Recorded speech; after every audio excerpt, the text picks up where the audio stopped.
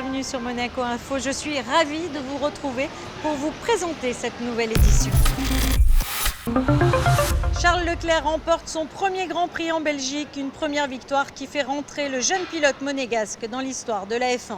Hassan fait son show au jardin exotique, l'humoriste a su séduire le public venu en nombre. Découverte d'un ouvrage Amazonia, un coup de cœur en librairie, 2 médailles de bronze dans l'épreuve d'aviron lors de la 2e édition des Jeux méditerranéens de plage pour la Société nautique. Nous ouvrons bien sûr ce journal avec la victoire de Charles Leclerc en Belgique. C'est sur le mythique circuit de Spa-Francorchamps que l'enfant prodigue âgé de seulement 21 ans a dominé ce week-end le Grand Prix de F1 devant Lewis Hamilton et Valtteri Bottas. Une victoire bien sûr chargée d'émotions. Dès l'arrivée, le jeune pilote de chez Ferrari a dédié sa réussite à son ami Antoine Hubert, disparu tragiquement la veille sur le même circuit en Formule 2. Une victoire qui aura fait retentir l'hymne monégasque à la grande fierté de tout un pays. Franchement, c'est beau à voir et c'est un mec vraiment très bien et c'est magnifique tout simplement. En espérant qu'il devienne le leader de Ferrari devant Vettel. Je suis très content parce que la Ferrari, c'est italienne et en plus, lui, il est très sympathique. C'est extraordinaire, on est très fiers, voilà, on l'attendait et voilà, c'est arrivé bien, c'est bien, bravo. C'est très bien pour la principauté, mais surtout pour lui, parce que depuis le temps qu'il s'accroche, toute sa famille est derrière lui, et la famille monégasque aussi, c'est vraiment important pour nous, voilà. Il est formidable, Baguet Charles, parfait.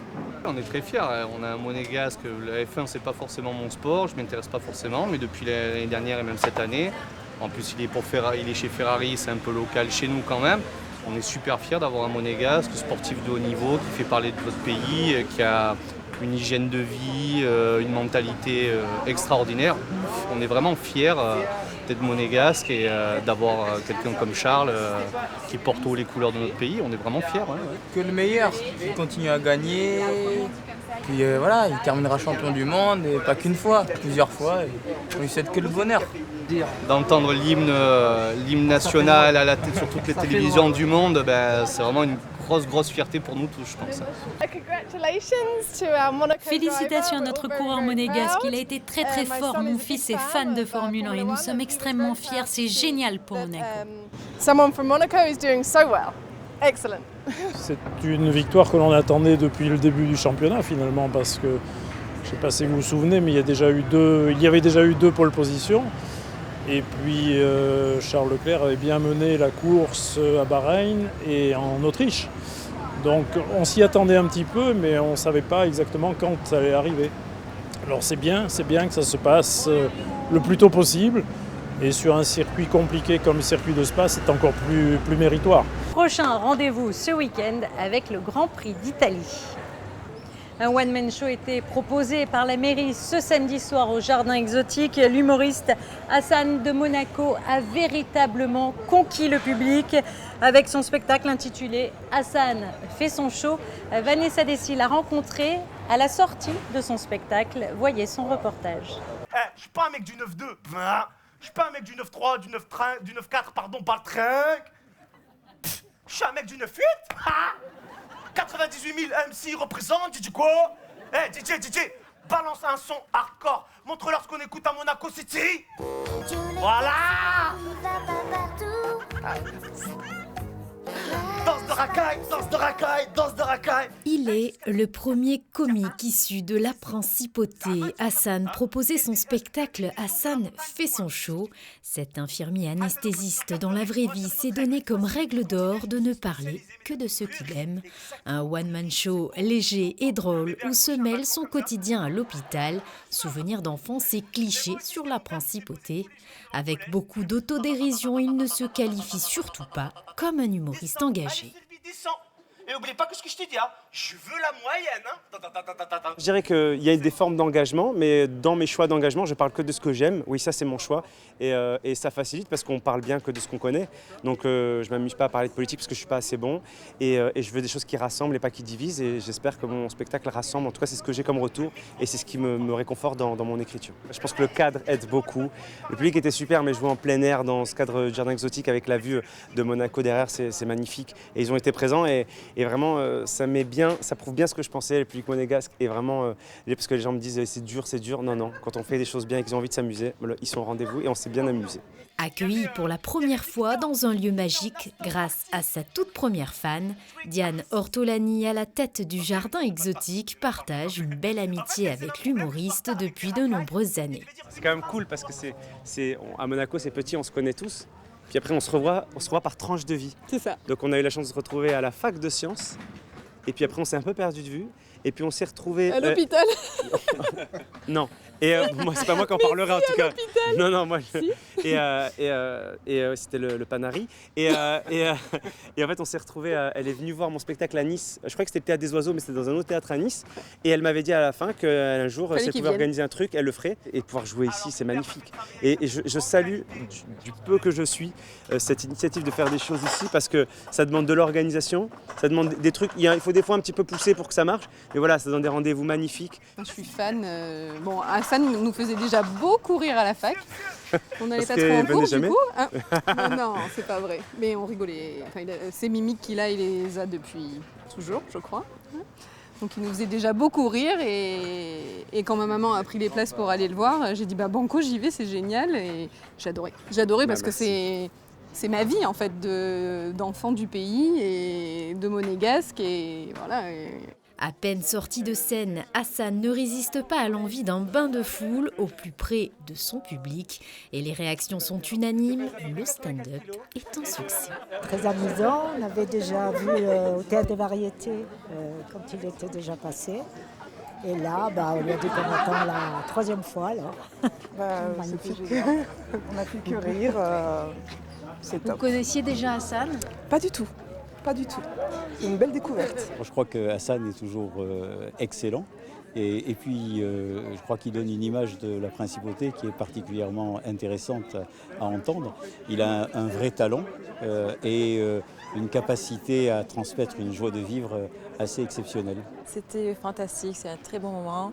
Et Hassan a une très bonne critique sur Monaco et le fait est qu'il parle de sa fonction, puis en même temps les critiques qu'il a fait, c'était fantastique. Vraiment, on a passé un très bon moment. On s'est beaucoup amusé, il rigolait beaucoup, il racontait beaucoup de choses. Comme quoi, par exemple ? Ce qu'il faisait à Monaco, ses vacances, quand il était petit, qu'on a eu beaucoup de chance de vivre à Monaco. C'est vrai ? Oui. Génial, c'était sympa. Ça fait du bien de se détendre un peu, c'était cool. Si l'occasion se présente, je retournerai avec plaisir voir Hassan qui comment dire, je crois, a un grand avenir. Et si vous n'avez pas eu la chance d'assister à ce one-man show, sachez que vous pourrez retrouver Hassan sur scène le 19 mars prochain à l'occasion des Sérénissimes de l'humour.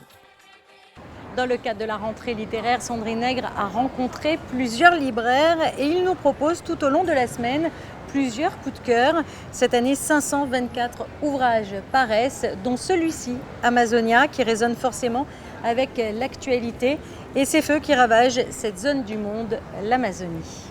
Là, en l'occurrence, il décide avec son fils de faire la traversée de l'Amazone, de remonter l'Amazone, donc d'est en ouest.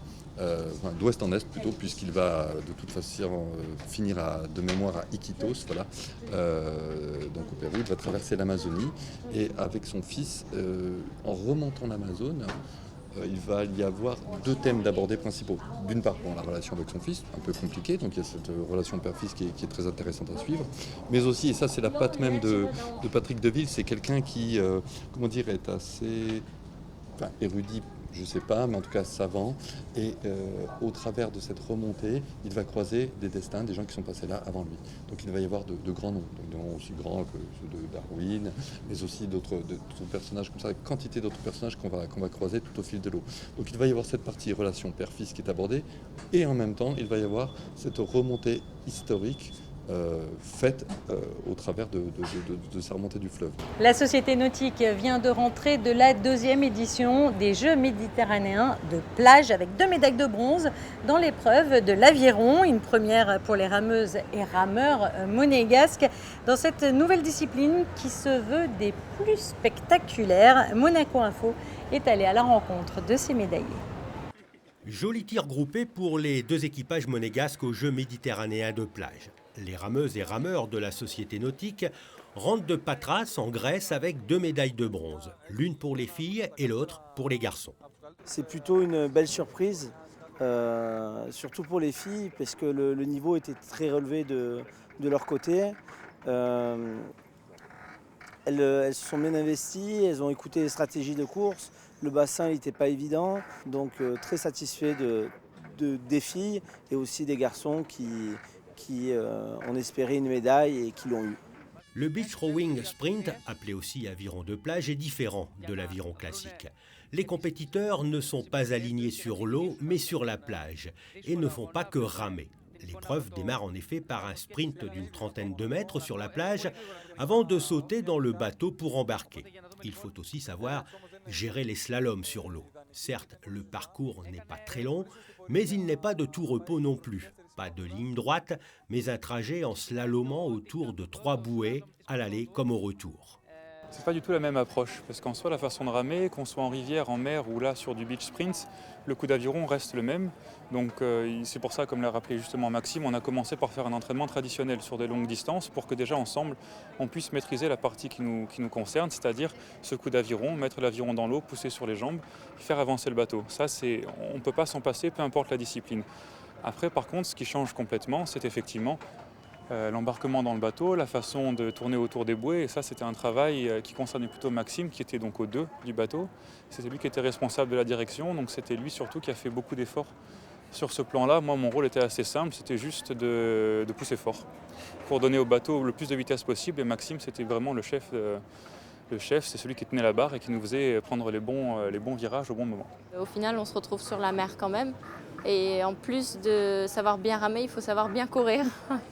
Le double composé de Clara Stefanelli et Colline Cossin-Battaglia s'incline en demi-finale face aux Françaises, les futures lauréates, mais réussissent un joli coup en venant à bout des Italiennes pour s'emparer de la 3e place. On a toujours l'habitude d'être au moins 6 par course, et là 2 par 2, c'est vraiment...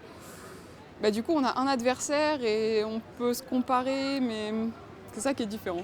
C'est soit on gagne, soit on perd, et il n'y a pas de première, 2e place pendant les courses, donc ça c'est... La collection est complétée par le double masculin. Mathias Raymond et Maxime Maillet s'imposent face aux Portugais pour monter sur la 3e marche du podium. Dans la petite finale, les rameurs monégasques font preuve d'une belle combativité et d'un sens marin non négligeable, dans des conditions de navigation très vantées. C'est une discipline un peu nouvelle. Alors ça demande quand même de faire des entraînements d'aviron, du coup par coup, du travail, beaucoup d'endurance. C'est ce que nous avons fait d'abord cet été pendant 1 mois et demi. Et ensuite, effectivement, il a fallu un petit peu travailler cette spécificité qui consiste à faire des virages et puis faire des demi-tours. Donc ça reste de l'aviron, mais avec... des originalités auxquelles il a fallu que nous nous adaptions et nous avons réussi, je pense, plutôt correctement à le faire, sauf en demi-finale, mais c'est comme ça. Prochain défi pour les rameuses et rameurs monégasques, les championnats du monde d'aviron en mer qui auront lieu en octobre prochain à Hong Kong. Il est à présent temps de passer en revue la carte météo. Le mois de septembre a débuté sous un large soleil, mais il ne faudra pas trop vous y habituer car le temps va se dégrader progressivement tout au long de la semaine. Mardi, le soleil sera au rendez-vous malgré la présence de quelques légers nuages. Les températures seront encore chaudes avec 21 degrés au lever du jour et 28 degrés pour l'après-midi. Mercredi, le mauvais temps commence à pointer son nez. Jeudi, des orages sont annoncés pour la journée. Et à partir de vendredi, temps mitigé avec alternance de soleil et de pluie. Cette édition est à présent terminée. Merci pour votre fidélité. Et puis quant à moi, je vous retrouve très vite sur Monaco Info. À très bientôt.